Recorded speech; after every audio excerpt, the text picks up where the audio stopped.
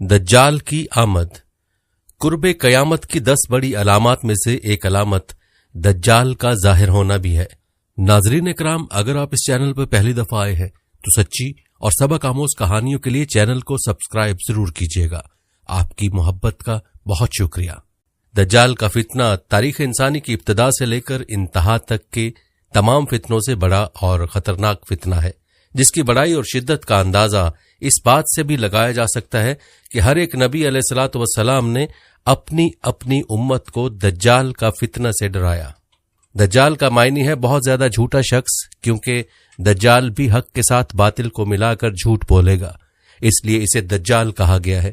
یہ اولاً خود کو مومن ظاہر کرے گا اور لوگوں کو بھلائی کی طرف بلائے گا، لیکن پھر نبوت کا اور آخرکار خدائی کا دعویٰ کرے گا۔ مشہور ہے کہ اس کی اصل یہود سے ہوگی۔ حکیم الامت مفتی احمد یار خان نعیمی رحمت اللہ علیہ فرماتے ہیں، دجال 2 قسم کے ہیں، چھوٹے اور بڑے۔ چھوٹے دجال بہت ہوئے اور ہوں گے۔ ہر جھوٹا نبی، جھوٹا مولوی، صوفی جو لوگوں کو گمراہ کریں وہ دجال ہیں۔ بڑا دجال صرف ایک ہی ہے جو دعوی خدائی کرے گا۔ امام محمد بن احمد قرطبی رحمت اللہ علیہ فرماتے ہیں، دجال اور قرب قیامت اس کے ظاہر ہونے پر اعتقاد رکھنا برحق، اور یہی اہل سنت بالعموم فقہائے کرام اور محدثین اعظام کا مسلک ہے۔ مختلف احادیث میں دجال کا حلیہ بتایا گیا ہے۔ ان تمام کو سامنے رکھنے سے دجال کا جو حلیہ سامنے آتا ہے وہ یہ ہے کہ دجال ایک جوان مرد ہوگا، دراز قد، اور ایک آنکھ سے کانا ہوگا، اور کانی آنکھ ایسی ہوگی جیسے پھولا ہوا انگور ہو، جبکہ اس کی ایک آنکھ خون آلود ہوگی۔ اس کا سینہ چوڑا اور ذرا سا اندر کی طرف دھنسا ہوا ہوگا۔ دجال کی پیشانی چوڑی ہوگی اور دونوں آنکھوں کے درمیان کاف فے رے یعنی کافر لکھا ہوا ہوگا، جسے ہر مسلمان پڑھ سکے گا، چاہے اسے پڑھنا آتا ہو یا نہ آتا ہو، اور اس کے بال گھنگریالے ہوں گے۔ دجال کے نکلنے سے پہلے دنیا کی بہت بری حالت ہوگی، جیسا کہ احادیث مبارکہ کے مضامین سے پتہ چلتا ہے کہ اس کے نکلنے سے 3 سال پہلے ہی دنیا میں عام قحط پھیل جائے گا۔ پہلے سال آسمان 1/3 بارش اور زمین 1/3 پیداوار روک لے گی۔ دوسرے سال آسمان 2/3 بارش اور زمین 2/3 پیداوار، جبکہ تیسرے سال آسمان ساری بارش اور زمین ساری پیداوار روک لے گی، حتیٰ کہ آسمان شیشے کا اور زمین تانبے کی ہو جائے گی۔ اس خشک سالی کے سبب تمام چوپائے ہلاک ہو جائیں گے، فتنے اور قتل و غارت گری عام ہو جائے گی، آدمی ایک دوسرے کو قتل اور جلا وطن کر رہے ہوں گے۔ تب دجال مشرق کی سمت ایک اصبہان یا خراسان نامی شہر سے نکلے گا۔ غذائی قحط کے علاوہ علمی اور روحانی قحط بھی برپا ہوگا۔ دین کے سلسلے میں لوگوں میں ذوق پیدا ہو چکا ہوگا، علماء اور دیندار لوگوں کی قلت ہوگی۔ دجال زمین پر 40 دن رہے گا، جن میں سے ایک دن 1 سال کے برابر، ایک دن 1 ماہ کے برابر اور ایک دن 1 ہفتے کے برابر، جبکہ باقی ایام سال کے عام دنوں کی طرح ہوں گے۔ اس مدت میں دجال اپنے گدھے پر سوار ہو کر ساری دنیا کا چکر لگائے گا۔ گدھے کا جثہ اتنا بڑا ہوگا کہ دونوں کانوں کے درمیانی فاصلہ 40 ہاتھ کے برابر ہوگا، اور اس گدھے کی رفتار کا یہ عالم ہوگا کہ 1 قدم اٹھائے گا تو 1 میل کی مسافت طے کرے گا، اور روئے زمین کا کوئی میدانی، صحرائی اور پہاڑی علاقہ ایسا باقی نہیں بچے گا کہ جہاں وہ نہ جائے۔ البتہ مکہ مکرمہ اور مدینہ طیبہ پر فرشتوں کا پہرا ہونے کی وجہ سے ان میں داخل نہ ہو سکے گا، بلکہ مدینے کے باہر دلدلی زمین میں پڑاؤ کرے گا، اور مدینہ پاک میں زلزلے کے 3 جھٹکے آئیں گے، جس کی وجہ سے ہر کافر اور منافق مدینہ سے بھاگ نکلے گا اور دجال سے جا ملے گا۔ اس روز مدینہ پاک ہر منافق اور فاسق مرد و عورت سے خالص و پاک ہو جائے گا، اسی لیے اس دن کا نام یوم الخلاص بھی ہے، اور بعض روایت کے مطابق بیت المقدس اور کوہ طور پر بھی نہیں جا سکے گا۔ دجال طرح طرح کے شعبدوں کے ذریعے لوگوں کا ایمان برباد کرنے کی کوشش کرے گا۔ حدیث مبارکہ میں ہے کہ دجال کے ساتھ روٹیوں کے پہاڑ ہوں گے۔ دجال کے پیروکاروں کے علاوہ باقی لوگ سخت تکلیف میں ہوں گے۔ اس کے ساتھ 2 نہریں ہوں گی، جن میں سے ایک کو جنت اور دوسری کو دوزخ کہے گا۔ در حقیقت جسے وہ جنت کا نام دے گا وہ دوزخ، اور جسے وہ دوزخ کا نام دے گا وہ جنت ہوگی۔ اس کے کہنے پر آسمان سے بارش برسے گی، اور لوگوں کے سامنے وہ ایک شخص کو قتل کر کے پھر زندہ کر دے گا۔ دجال کے فتنوں کی وجہ سے اہل ایمان سخت پریشانی اور تنگی کے عالم میں بھاگ کر دخان نامی ایک پہاڑ میں پناہ لیے ہوئے ہوں گے، لیکن دجال ان کا پیچھا کر کے پہاڑ کا گھیرا کر لے گا۔ اہل ایمان سخت بھوک اور تکلیف میں مبتلا ہوں گے، تب اللہ پاک حضرت سیدنا عیسیٰ علیہ السلام کو نازل فرمائے گا۔ حضرت سیدنا عیسیٰ علیہ السلام کو دیکھتے ہی دجال ایسے کھلے گا جیسے پانی میں نمک گھلتا ہے، اور آپ علیہ السلام دجال کو مقام لطف پر قتل کریں اور اس کے پیروکاروں میں سے کسی ایک کو بھی زندہ نہ چھوڑیں گے۔ ایک مرتبہ میں سمندر کے سفر پر نکلا، مسافروں کی کل تعداد 30 تھی اور ہم سب ایک کشتی پر سوار تھے۔ ہمارا سفر انتہائی اطمینان کے ساتھ کٹ رہا تھا کہ اچانک ہوا چلنا شروع ہو گئی اور سمندر میں طوفان آ گیا۔ اس شدید ہوا اور طوفانی لہروں کے ہماری کشتی اور سمندر میں موجود دیگر کشتیاں ڈولتی جاتی۔ کشتی کے مسافر صورتحال سے پریشان ہو گئے اور ہر کوئی اپنے اپنے خداؤں کو پکارنے لگا، کیونکہ کسی کو کچھ سمجھ میں نہیں آ رہا تھا کہ کیا کرے۔ سمندر سے اٹھنے والی لہر ایک سمت کی بجائے ہر طرف سے کشتی کو اپنی لپیٹ میں لے رہی تھی۔ تھک ہار کے ملاح نے بھی چپو چھوڑ دی اور ایک طرف بیٹھ گیا۔ اب ہم میں سے ہر کسی کو یہ یقین ہو چکا تھا کہ ایک موت یقینی ہے۔ سورج غروب ہونے کا تھا اور اس کی روشنی آہستہ آہستہ ختم ہوتی جا رہی تھی۔ شام کا اندھیرا اور منزل کا کوئی پتہ نہیں تھا۔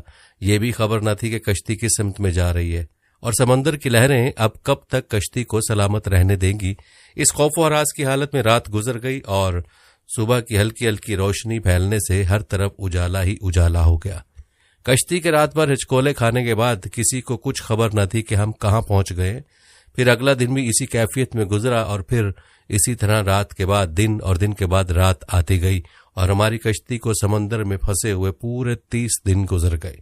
پھر اچانک 30 دنوں کے اس صورتحال کے بعد بھول بھٹکے مسافروں کو دور سے ایسا نظر آیا جیسے درخت سمندر میں کھڑے ہوں۔ 30 دن سے مصیبت میں پھنسے ہوئے مسافروں کو یہ مناظر دیکھ کر امید کی کچھ نظر آئی اور ملاح نے جلد از جلد وہاں پہنچنے کے لیے پوری قوت کے ساتھ چپو چلانا شروع کر دیے اور کشتی کو تیزی کے ساتھ ان درختوں کی طرف لے جانے لگا۔ کشتی میں موجود مسافر جنہیں یقین ہو گیا تھا اب موت کے سوا کوئی چیز نہیں، ان کے چہرے پر زندگی کی امید نظر آنے لگی۔ پھر کشتی جوں جوں قریب ہوتی گئی درخت صاف نظر آنے لگے۔ ملاح پوری قوت سے کشتی چلا رہا تھا کہ سورج غروب ہونے سے پہلے پہلے ان درختوں تک پہنچ جائے، تاکہ کہیں ایسا نہ ہو کہ اندھیرا ہو جانے کے باعث ہم اس آخری امید سے بھی ہاتھ دھو بیٹھے۔ پھر کشتی آہستہ آہستہ ان درختوں کی طرف بڑھتی رہی اور جب درخت قریب ہوئے تو سارے مسافروں کو یہ جان کر خوشی ہوئی کہ یہ سمندر میں واقع کوئی جزیرہ ہے۔ ابھی تو سورج مکمل غروب نہیں ہوا تھا کہ کشتی جزیرے کے کنارے پہنچ گئی۔ مسافروں کو اس جزیرے پہ اترے زیادہ دیر نہیں گزری تھی، درختوں کے درمیان میں سے ایک عجیب و غریب جانور نکلا۔ اس جانور کے پورے جسم پر بال تھے اور اس قدر لمبے اور گھنے تھے کہ یہ معلوم ہی نہ ہوتا تھا کہ جانور کا اگلا حصہ کون سا ہے اور پچھلا حصہ کون سا۔ سارے مسافر اس عجیب و غریب جانور کو دیکھ کر حیران و پریشان ہو گئے، کیونکہ ان میں سے کسی نے بھی اس سے پہلے ایسا جانور دیکھا ہی نہ تھا۔ اب اس پراسرار جزیرے کو دیکھ کر سب پریشانی میں مبتلا ہو گئے کہ یہ کیا بلا ہے۔ ایک مسافر نے دوسرے مسافر سے پوچھا کہ یہ کیا چیز ہے۔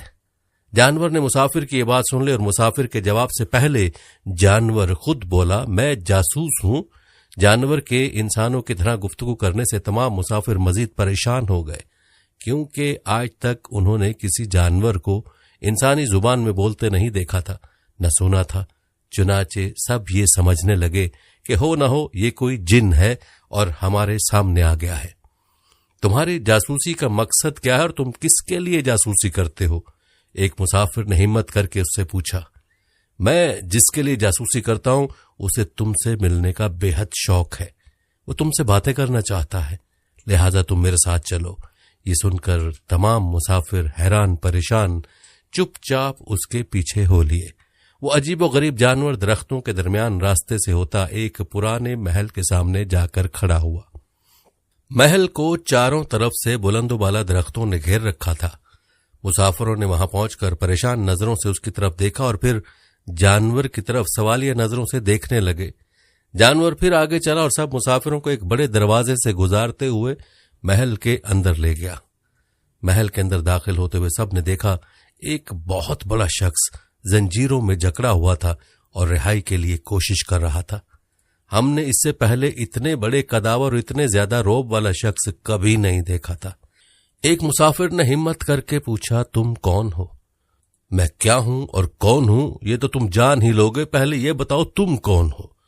اس نے سوال کرنے والا مسافر سے پوچھا ہم عرب قبائل لخم اور جذام کے لوگ ہیں، اور ساتھ ہی اس مسافر نے اپنے ساتھ بیتی اور یہاں تک پہنچنے کی ساری داستان بتا دی۔ اس قید میں جکڑے ہوئے شخص نے کہا ذرا مجھے نخلستان بسان کے متعلق تو بتاؤ، اس کے متعلق کیا جاننا چاہتے ہو؟ ایک مسافر نے پوچھا۔ خبردار، ان قریب ان پر پھل لگنا بند ہو جائے گا، وہ قیدی غصیلے انداز میں بولا۔ پھر وہ مسافروں سے مخاطب ہوئے کہنے لگا اچھا قبرستان کے دریاؤں کے متعلق تو بتاؤ۔ مسافروں نے کہا دریا کے متعلق کیا پوچھنا چاہتے ہو؟ وہ بولا اس میں پانی ہے؟ مسافروں نے کہا ہاں اس میں پانی ہے۔ اس نے کہا عنقریب اس کا پانی ختم ہو جائے گا۔ پھر وہ کہنے لگا کہ زغر کے چشمے کے متعلق تو بتاؤ، کیا پوچھنا چاہتے ہو؟ مسافروں نے کہا یہی کہ اس چشمے میں پانی ہے کہ نہیں، اور اگر وہاں پانی ہے تو پھر وہاں کے لوگ چشمے کے پانی سے کھیتی باڑی کرتے ہیں؟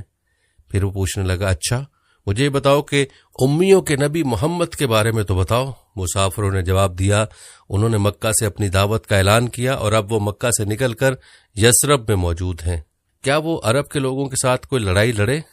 عربوں نے لڑائی میں ان کے ساتھ کیا سلوک کیا؟ قیدی نے پوچھا۔ جواب ملا وہ بہت سے عربوں پر غالب رہے اور بہت سے عربوں نے تو ان کی اطاعت بھی قبول کر لی ہے، اور اب وہ خود کو ان کے تابعداری میں رکھتے ہیں۔ یہ سنتے ہی وہ غصے سے پھنکارا اور زنجیروں کو جھٹکا دیا۔